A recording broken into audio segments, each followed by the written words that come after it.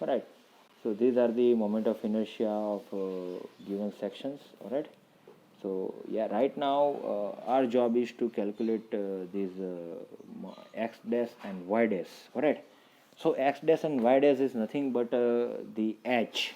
Alright, so the distance, you can say, as per this equation, the h is nothing but the distance. Alright, so the distance from the centroid to centroid means the offset of these two centroidal axes. Alright, so the centroid axis of you can say the centroid axis of section 1 to the centroid axis of, so these are the offset. So this offset is the horizontal offset, so this one is known as the x dash of section 1.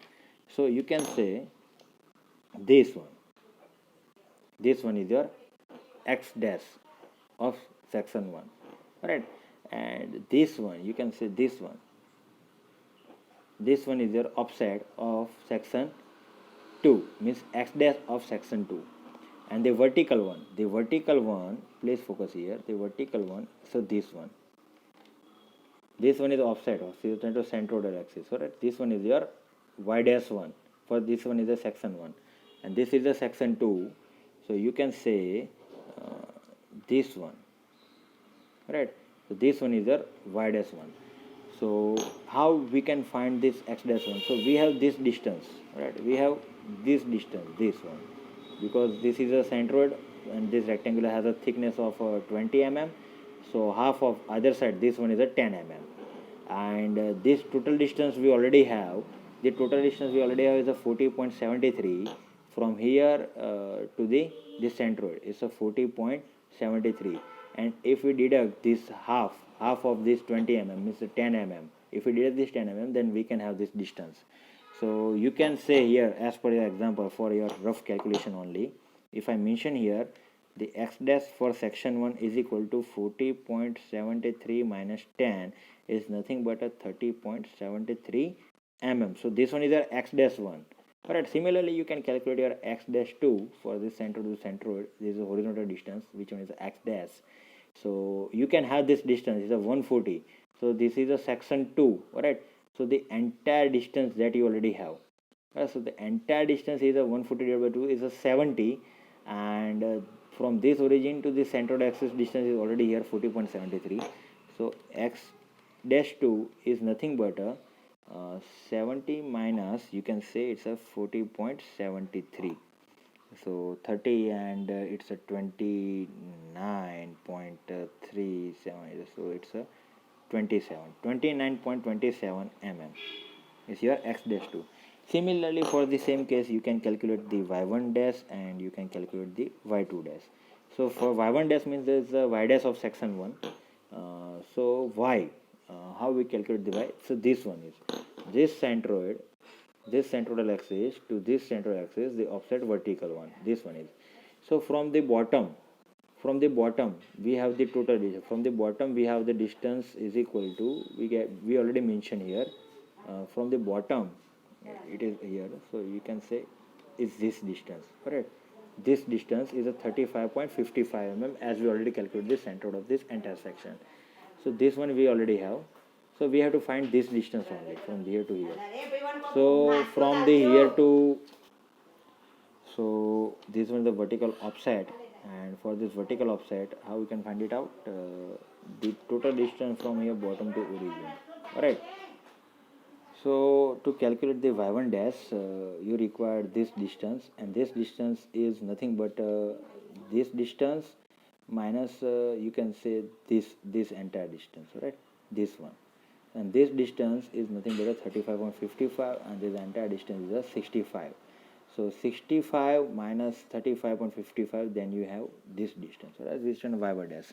So y1 dash I am going to mention here. It's nothing but the 65 minus 35.55. Alright, and which one is nothing is equal to you can say 30 means it's a 29.45 mm.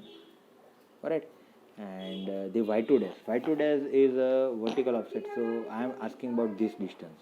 Alright, so this distance is nothing but you can say the entire distance is a 35.55.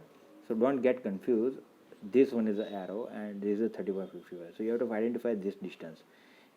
Here center to centroid axis, so means this distance. It is your y2 dash. So y2 dash, this is equal to, you can say the total one. Total one distance is 35.55 minus half of 15. So it is a 7, this one. Alright, this is a 7.5. So 35.55 minus 7.5 is equal to this one. So you can say y2 dash is 35.55 minus 7.5 is nothing but equal to 34.55 minus 7.5 is equal to nothing but 28.05 mm. So these all are the distance x1 dash, x2 dash, y1 dash and y2 dash. So you have to place it here, 30.73 and 29.27. So you can place it here, 30.73 and 29.27, and recently we calculate y2 dash is at 28.05 and y1 dash that is equal to 29.45 mm. So 29.45. Alright. So what are the Ix and Iy? So Ix and Iy, which are nothing but you already have this equation. So Ix plus Ixx plus a y dash square. Alright. So don't get confused here. It is not x, it is a y dash. Alright. So Ix of section 1. So you have to take just Ixx. Here it is the Ixx value. Alright. So Ix is equal to, this cell is equal to Ixx plus area. So area of section 1, that you already have, this one. So Ixx plus area, Ixx plus area into y dash square, and y dash is here, right, for the section 1. So y dash. So y dash is here, it's a 29.45, right? So you can say Ixx plus area, Ixx plus area into y dash square, y dash square. So if you take this equation, then you can have this cell value. Then after Ixx of section 2. So Ixx of section 2 is similar. Ixx here, this cell plus area. Area is this one. Ixx plus area into y dash square means this cell. So you can have this Ix. Similarly, Iyy for Iyy plus a x dash square.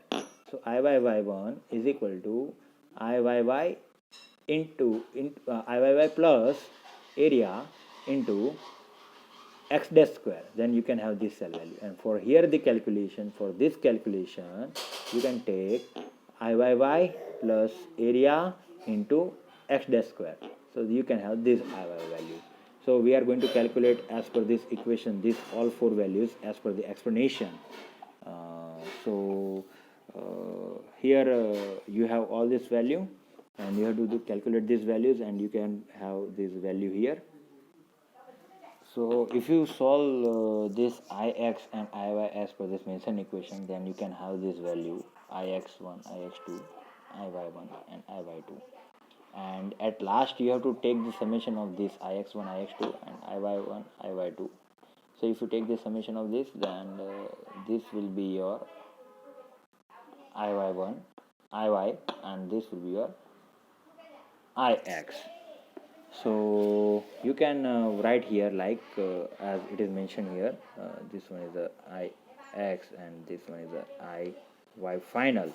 So Ix, as you see the result here, it's nothing but the 50.91 into 10 raised to 5, and the unit must be mm raised to 4, correct?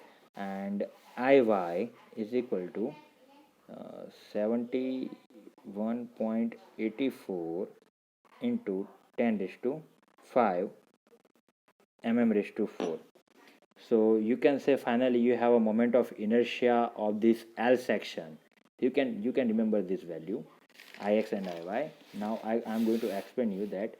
So Ix is the moment of inertia of this entire L section about this x axis, and Iy is moment of inertia of this entire section about this y axis. Alright, so this moment of inertia of about x axis and moment of inertia about y axis. Alright, so these are the Ix and Iy. So as per the question, moment of inertia about its centroidal axis. So you have to calculate likewise this, right? So this entire table is your final calculation.